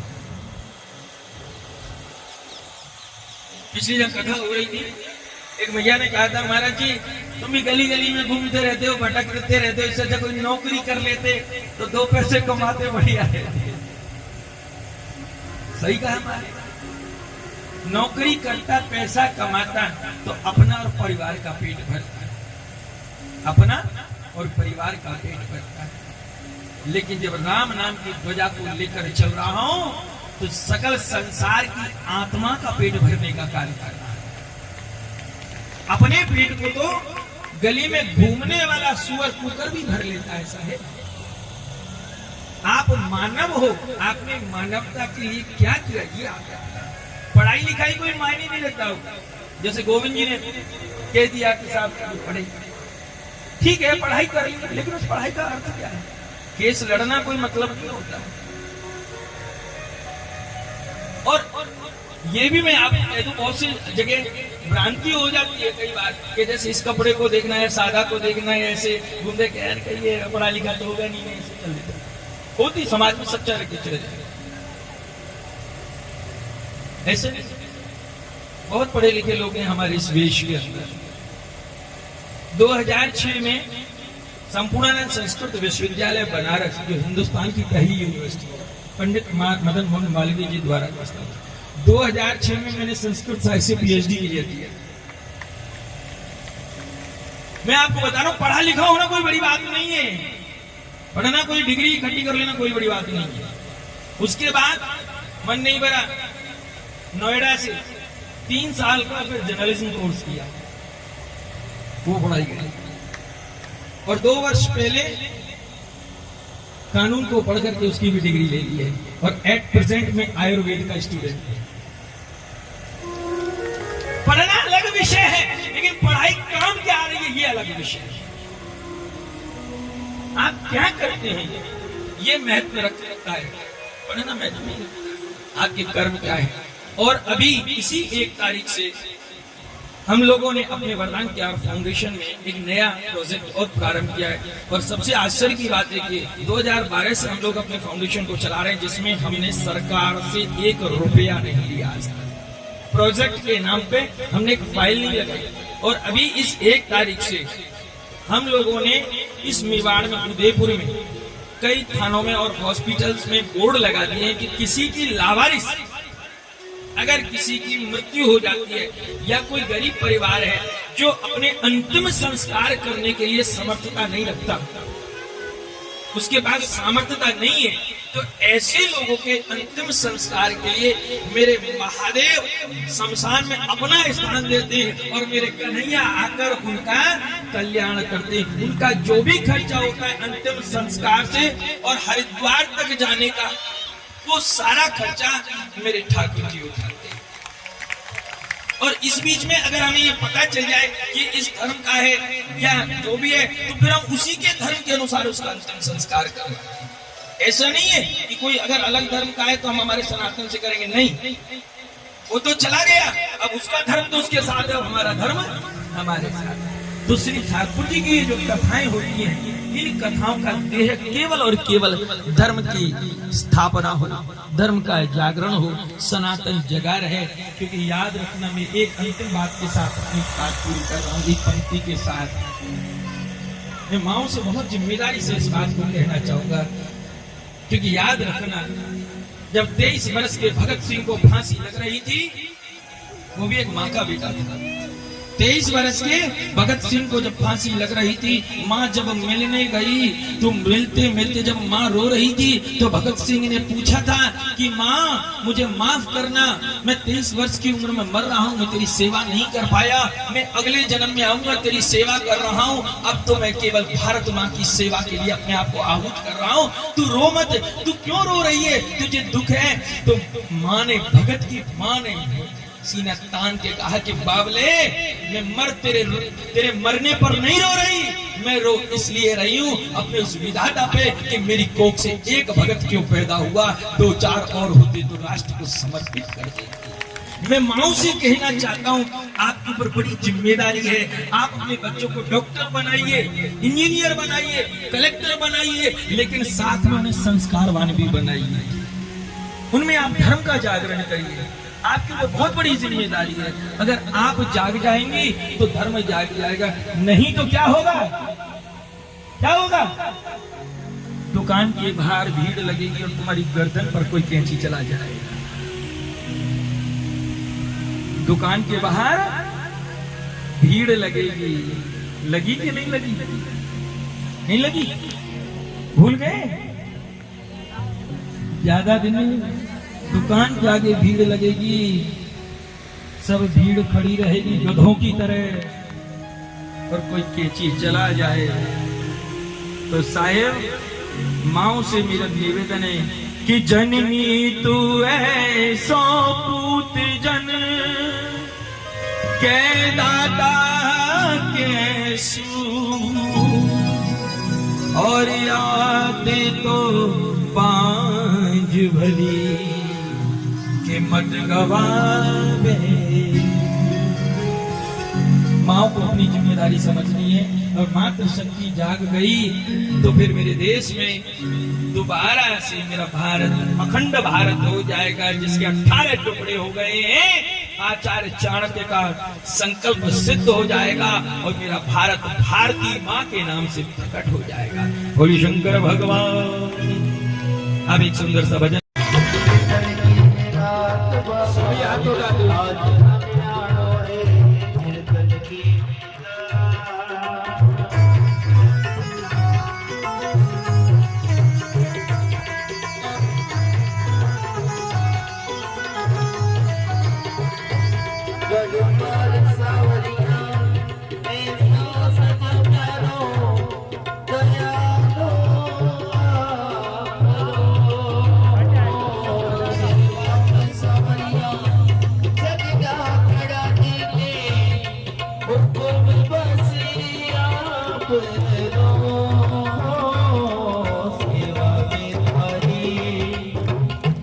में थारियों माटे आज बिच जानो है सेवा में थारे सेवा में थारे माने आज बिच जानो है ये बोल निभानो है कीर्तन के मेरा आत्मा समाज थाने आड़ो है कीर्तन की मेरा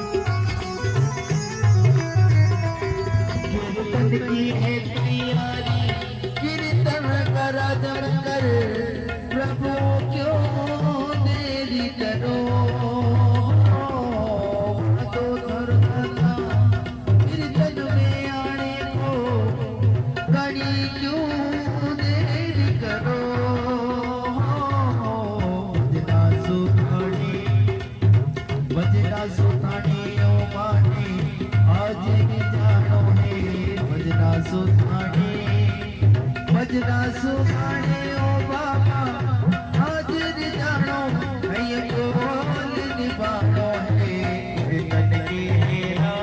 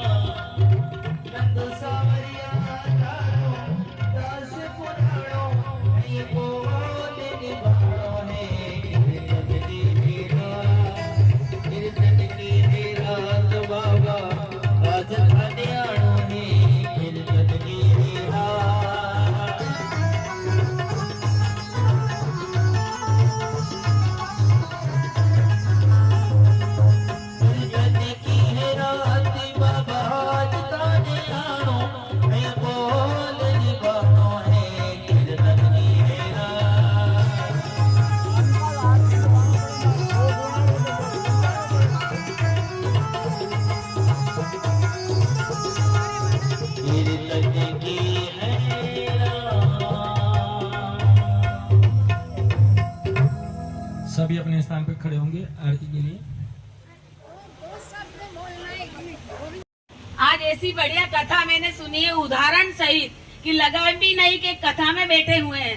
सारे भक्तों को मैंने देखा मगन थे, न मोबाइल पे न बात में न किसी बात में, मतलब अच्छा माहौल गुरुजी ने बनाया है। और राव समाज के सारे सम्मानित सदस्य, मेरी मातुश्री, मेरी भाभियां, बहनें, बेटियां, जिसने भी इस भव्य आयोजन का करा है, तो मैं उनका तहे दिल से आभार प्रस्तुत करती हूँ। और ऐसे आयोजन होते रहे, प्रगति करता रहे। समाज प्रगति करेगा तो देश प्रगति करेगा। और सदगुरु के चरणों में एक बार और शत नमन। मैं सदगुरु की दो लाइनें बोलना चाहती हूँ, पर सब खड़े हो गए। सदगुरु का स्वागत के लिए मैं बना के लाई थी घर से 4 शब्द बोलूंगी, पर मेरे को कथा सुनने के बाद मेरी जिज्ञासा और बढ़ी कि मैं सदगुरु को कुछ बोलूं। जरूर स्वागत।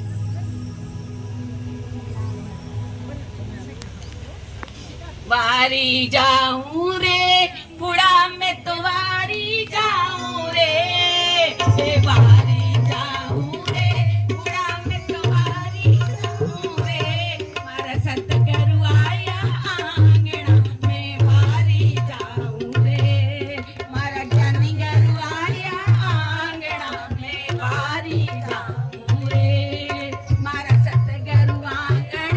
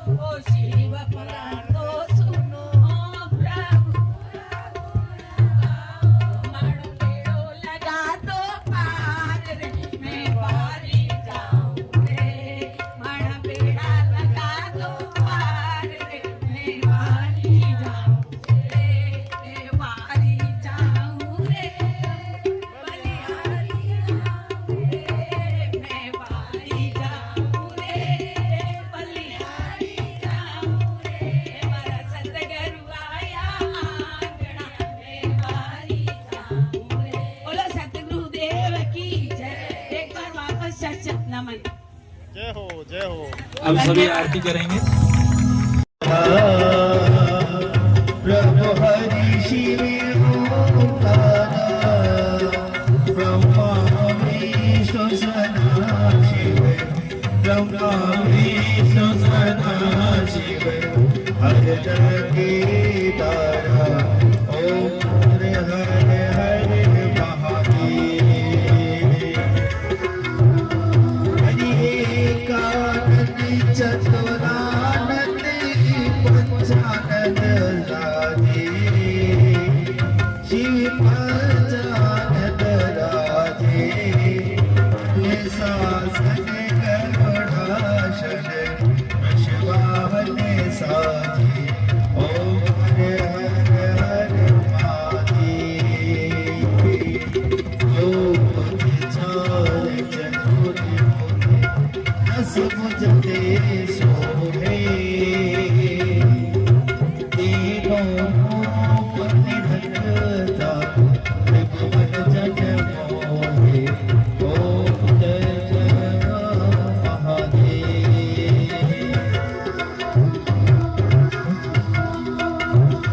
हरि लक्ष्मण वनमाला रुद्रमाला धारे शिव रुद्रमाला धारे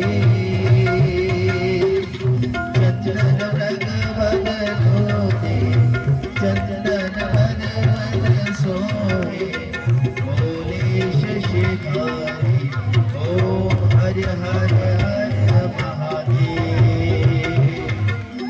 श्वेतांबर पीतांबरी बागंबरी राधे शिव बागंबरी राधे शनकादिक ब्रह्मादिक भूतादिक संगी ओम हर हर हर महादेव जग करता जग हरिता जग पालन करता शिव जग पालन करता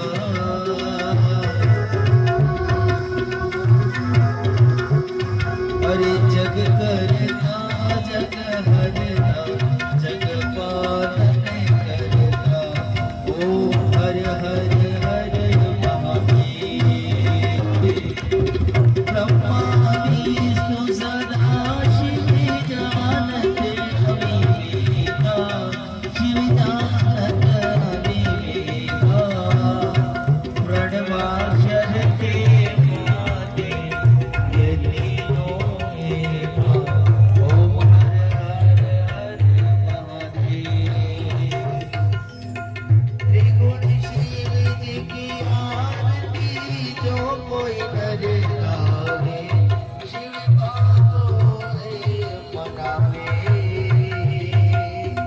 कहत शिवानंद स्वामी कहत भोलानंद स्वामी इच्छा फल पावे ओम हर हर हर महादेव जय शिव ओंकारा प्रभु हरि शिव ओंकारा ब्रह्मा विष्णु सदा शिव ब्रह्मा विष्णु सदा शिव हर जगत तारा ओम हर हर हर महादेव ओम हर हर हर महादेव ओम हर हर हर महादेव हरि पूरी गौरम करुणा बदारम सचरदारम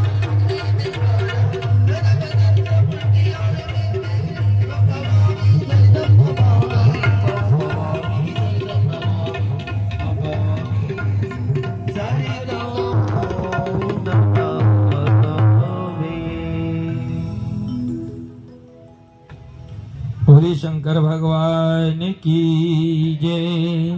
बोली किंगनाथ भगवान की जय। बोली रामेश्वर भगवान की जय।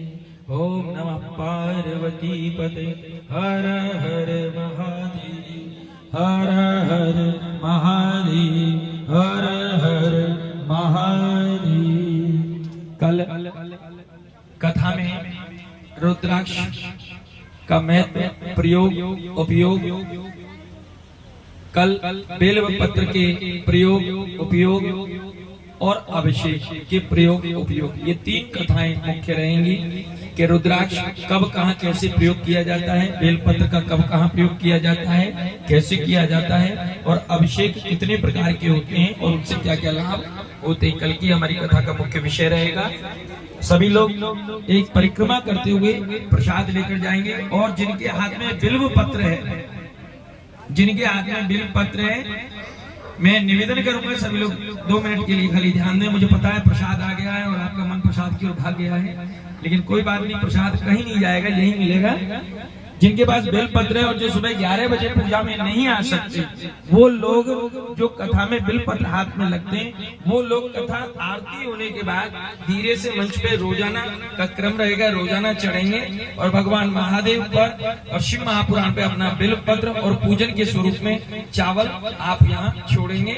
और उसके बाद में फिर जैसे कोई सुबह नहीं आता तो उसका भी मन रहे कि भगवान के श्री चरणों में उसकी भी सेवा पहुंच गई है, तो इस तरीके से आएंगे। गोविंद जी ये बॉक्स हटा लीजिए। ये चरणामृत की बात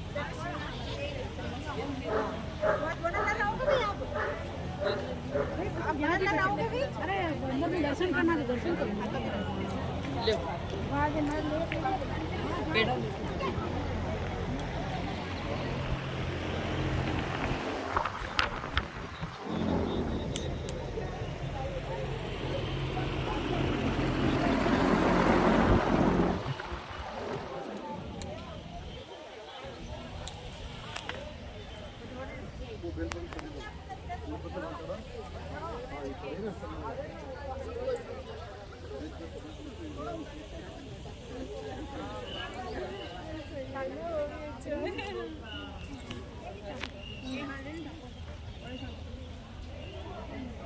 आनंद पूरो आयो। जय हो, जय हो। हाँ, भोलेनाथ री पूजा वेती रहे, जय जयकार करता रहा। महाशिव पुराण की कथा में देखिए सभी भक्तों द्वारा प्रसाद वितरण।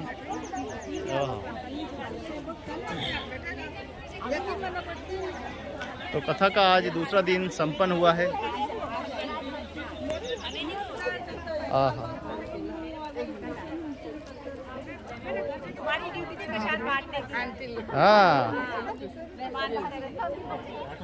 अपनी अपनी ड्यूटी पूरी करें भक्त भगवान के चरणों में।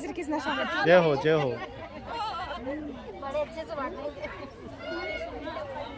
अभी बोल दो, अभी बात है। अरे रुको रुको रुको, अरे पानी